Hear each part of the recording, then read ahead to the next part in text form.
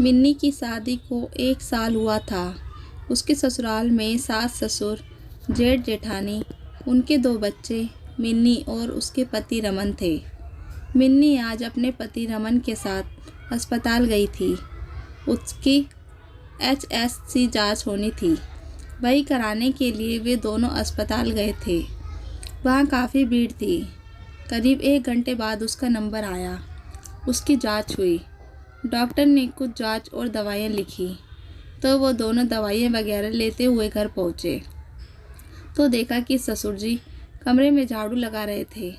सास कुर्सी पर और जेठ जी सोफे पर लेटे हुए टीवी देख रहे थे। जेठानी ऊपर अपने कमरे में थी। उसने सास ससुर के पैर छुए। उसके ससुराल में नियम था कि बहू घर से कहीं बाहर जाए और वापस आए। घर आए तो सब बड़ों के पैर छुए और अपने कमरे में आ गई। कपड़े बदलकर थोड़ा आराम करने के लिए लेट गई। चूँकि HSG एक अंदरूनी जांच है तो उससे दर्द भी हो रहा था, थकान भी बहुत थी, तो उसने सोचा कि थोड़ा आराम कर लूँ। अभी कुछ ही मिनट हुए थे कि रमन कमरे में आए और बोले, तुम नीचे से ऐसे ही चली आई? पापा मम्मी बहुत नाराज़ हो रहे हैं। क्यों, क्या हो गया? मैंने तो कुछ किया भी नहीं, मिन्नी बोली। रमन बोले, जब तुम आई तो तुमने देखा कि पापा झाड़ू लगा रहे हैं तो तुम्हें उनसे कहना चाहिए था कि लाइए पापा जी, झाड़ू मैं लगा दूं। तुम देखकर भी चुपचाप कमरे में चली आई। इस वजह से मम्मी पापा बहुत नाराज़ है। इसमें नाराज़ होने वाली क्या बात है? हम दोनों तो अस्पताल गए थे और जब लौट कर आए तो पापा जी तो पहले से ही झाड़ू लगा रहे थे। मिन्नी बोली, चलो कोई बात नहीं, चलकर मम्मी पापा से माफ़ी मांग लो, रमन ने कहा। माफ़ी मांगने का सुनकर मिन्नी का पारा चढ़ गया।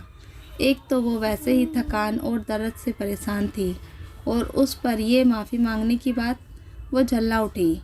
लेकिन मैं माफ़ी किस लिए मांगूं? मिन्नी बोली, क्योंकि तुम बहू हो और तुम्हारे होते हुए पापा जी झाड़ू लगाए तुम्हें शोभा नहीं देता है। जब तुम आ गई थी तो तुम्हें पापा से बोलना चाहिए था कि दीजिए पापा जी, झाड़ू मैं लगा देती हूँ, रमन बोले। मिन्नी बोली, लेकिन पापा झाड़ू लगा ही क्यों रहे थे? वहाँ पर मम्मी ही भी बैठी थी, उनके बड़े बेटे भी लेटे हुए थे, तो क्या पापा जी उनसे नहीं कह सकते थे? और फिर दीदी जेठानी भी तो अपने कमरे में ही थी, उनको बोल देते। और आप तो जानते ही हैं मैं कितनी तकलीफ़ में हूँ। ऐसे में मैं अस्पताल से आकर तुरंत काम पर लग जाऊँ?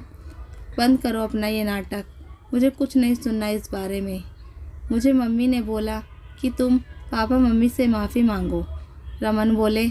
तब तो माफ़ी आपको भी मांगनी चाहिए क्योंकि आप उनके बेटे हैं। आप ही पापा से झाड़ू मांग कर लगा लेते, मिन्नी ने जवाब दिया। बहस मत करो, मम्मी ने जैसा कहा है वैसा करो, मुझे और कुछ नहीं सुनना है इस बारे में, रमन चिल्ला कर बोले। मिन्नी समझ गई कि इनसे बहस करना बेकार ही है और बात का बतंगड़ बनेगा। वो बोली, ठीक है, मैं माफ़ी मांग लूँगी, और उठकर ससुर जी के पास गई। सास व जेठ भी वहीं बैठे थे और ये भी वहीं पहुंच गए थे। मिन्नी बोली, पापा जी, मैं सबकी तरफ से माफ़ी मांगती हूँ। मम्मी, दादाजी, दीदी, मेरे और इनके होते हुए भी आपको झाड़ू लगानी पड़ी और हम में से किसी ने भी आपसे ये नहीं कहा कि आप रहने दीजिए, हम कर लेंगे, आप हमें माफ़ कर दीजिए। मिन्नी के इस तरह माफ़ी मांगने की किसी को उम्मीद नहीं थी। सब एक दूसरे का मुंह देख रहे थे। तो दोस्तों, इस कहानी को लेकर आपकी क्या राय है?